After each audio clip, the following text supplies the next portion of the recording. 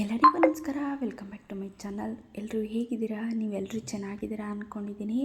ನಾನು ಕೂಡ ತುಂಬ ಚೆನ್ನಾಗಿದ್ದೀನಿ. ಇವತ್ತಿನ ವಿಡಿಯೋದಲ್ಲಿ ನಾವು ಸೋಯಾಬೀನಿಂದ ನಾವು ಫ್ರೈಡ್ ರೈಸ್ ಹೇಗೆ ಮಾಡೋದು ಅಂತ ನೋಡೋಣ. ಎಗ್ ಫ್ರೈಡ್ ರೈಸ್ ಮತ್ತು ಹಾಗೆ ವೆಜಿಟೇಬಲ್ ಫ್ರೈಡ್ ರೈಸ್ ಮಾಡಿದ್ದೀವಿ. ಸೋಯಾಬೀನಿಂದ ಫ್ರೈಡ್ ರೈಸ್ ಯಾವತ್ತೂ ನಾವು ಈ ಥರ ಮಾಡಿ ನಾವು ತಿಂದಿಲ್ಲ. ಹಾಗಾಗಿ ಇವತ್ತಿನ ವಿಡಿಯೋದಲ್ಲಿ ನಾವು ತುಂಬ ಈಸಿಯಾಗಿ ಮಕ್ಕಳಿಗೆ ಇಷ್ಟವಾಗುವಂಥ ಆರೋಗ್ಯಕರವಾದ ನಾವು ಫ್ರೈಡ್ ರೈಸ್ ಮಾಡೋದು ಹೇಗೆ ಅಂತ ನೋಡೋಣ.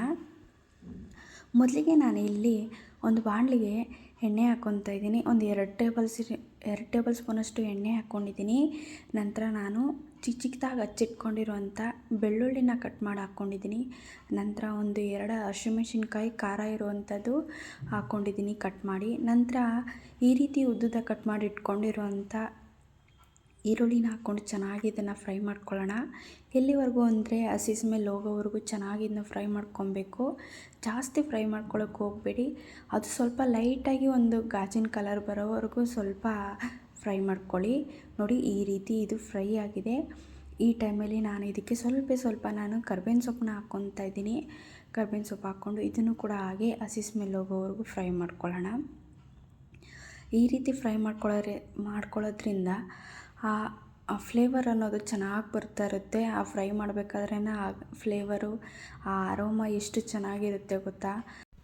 ನಂತರ ನಾನಿಲ್ಲಿ ಕ್ಯಾರೆಟ್ನ ಚಿಕ್ಕದಾಗಿ ಕಟ್ ಮಾಡಿ ಹಾಕ್ಕೊಂಡಿದ್ದೆ, ಅದನ್ನು ಕೂಡ ಇಲ್ಲಿ ಹಾಕ್ಕೊತಾ ಇದ್ದೀನಿ. ನಂತರ ಕ್ಯಾಪ್ಸಿಕಮ್ನ ಕೂಡ ಹಾಕ್ಕೊತಾ ಇದ್ದೀನಿ. ರೆಡ್ಡು ಕ್ಯಾಪ್ಸಿಕಮ್ಮು ಹಾಗೆ ಗ್ರೀನ್ ಕ್ಯಾಪ್ಸಿಕಮ್ನು ಕೂಡ ಹಾಕ್ಕೊತಾ ಇದ್ದೀನಿ.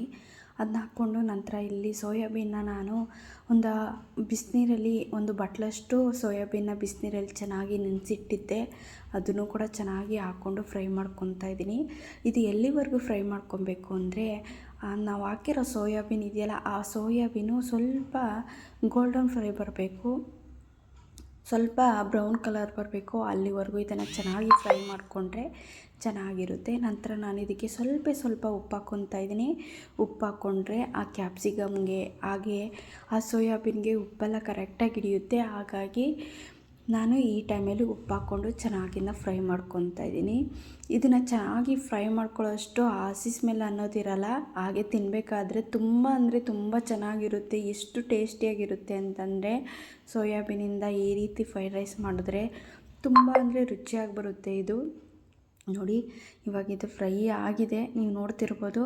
ಇಷ್ಟು ನಾನು ಫ್ರೈ ಮಾಡಿ ಇಟ್ಕೊಂಡಿದ್ದೀನಿ. ಇದನ್ನು ನಿಮಗೆ ತೋರಿಸ್ತೀನಿ ಇವಾಗ ಯಾವ ರೀತಿ ಫ್ರೈ ಆಗಿದೆ ಅಂತ. ನೋಡಿ, ಈ ರೀತಿ ನಮಗೆ ಫ್ರೈ ಆಗಬೇಕು. ನೀವು ಕಾಣಿಸ್ತಾ ಇರ್ಬೋದು ಯಾವ ರೀತಿ ಬರ್ತಾ ಇದೆ ಫ್ರೈ ಆಗಿದೆ ಅಂತ.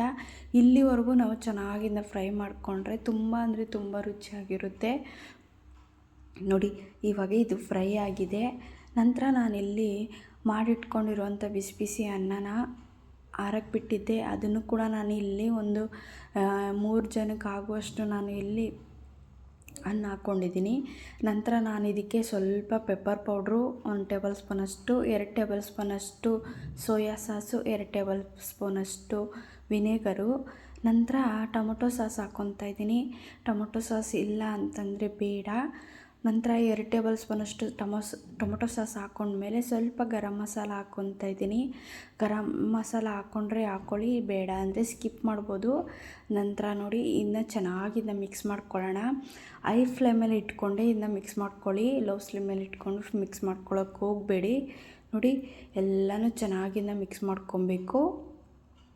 ಹೈ ಫ್ಲೇಮಲ್ಲಿ ಇಟ್ಕೊಂಡು ಮಿಕ್ಸ್ ಮಾಡಿದ್ರೆ ಆ ಫ್ಲೇವರ್, ಹಸಿ ಸ್ಮೆಲ್ ಅನ್ನೋದು ಇರಲ್ಲ. ನೋಡಿ, ಇವಾಗ ಎಲ್ಲನೂ ಚೆನ್ನಾಗಿದನ್ನು ಮಿಕ್ಸ್ ಮಾಡ್ಕೊತೀನಿ. ಈ ರೀತಿ ಚೆನ್ನಾಗಿದೆ ಮಿಕ್ಸ್ ಮಾಡ್ಕೊಳ್ಳೋದ್ರಿಂದ ಆ ಫ್ರೈ ಮಾಡ್ತಾ ಇರ್ಬೇಕಾದ್ರೆ ಆ ಅರೋಮಾ ಎಷ್ಟು ಚೆನ್ನಾಗಿರುತ್ತೆ ಅಂತಂದರೆ ತುಂಬ ರುಚಿಯಾಗಿರುತ್ತೆ. ಈ ರೀತಿ ಒಂದ್ಸಲ ಟ್ರೈ ಮಾಡಿ ಹೇಗಿತ್ತು ಅಂತ ನನಗೆ ಕಮೆಂಟಲ್ಲಿ ತಿಳಿಸಿ. ನೀವು ನೋಡ್ತಿರ್ಬೋದು ಎಷ್ಟು ಚೆನ್ನಾಗಿ ಕಾಣಿಸ್ತಿದೆ, ಎಷ್ಟು ಚೆನ್ನಾಗಿ ನಾವು ಸಿಂಪಲಾಗಿ ಈಸಿಯಾಗಿ ಕ್ವಿಕ್ಕಾಗಿ ಮಾಡ್ಕೊಂಡ್ವಿ ಅಂತ. ನೋಡಿ, ನಂತರ ನಾನಿಲ್ಲಿ ಫ್ರೈ ಮಾಡ್ಕೊಂಡ್ಮೇಲೆ ಸ್ವಲ್ಪ ಕೊತ್ತಂಬರಿ ಸೊಪ್ಪು ಹಾಕ್ಕೊತಾ ಇದ್ದೀನಿ. ಕೊತ್ತಂಬರಿ ಸೊಪ್ಪು ಹಾಕ್ಕೊಂಡು ಇದನ್ನು ಸ್ವಲ್ಪ ಚೆನ್ನಾಗಿ ಮಿಕ್ಸ್ ಮಾಡ್ಕೊಳ್ಳೋಣ.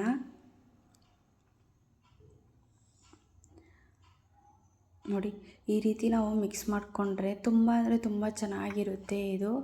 ಇದಕ್ಕೆ ಬೇಕಾದ್ರೆ ನೀವು ಮೊಟ್ಟೆನೂ ಕೂಡ ಫ್ರೈ ಮಾಡಿ ಹಾಕ್ಕೊಬೋದು, ತುಂಬ ಚೆನ್ನಾಗಿರುತ್ತೆ. ಇಲ್ಲ ನೀವು ಹಾಗೇ ಸೈಡಲ್ಲಿ ಮೊಟ್ಟೆನೂ ಕೂಡ ಇಟ್ಕೊಂಡು ಸರ್ವ್ ಮಾಡ್ಕೊಬೋದು. ನೋಡಿ ಇವಾಗ ಇದು ರೆಡಿ ಆಗಿದೆ.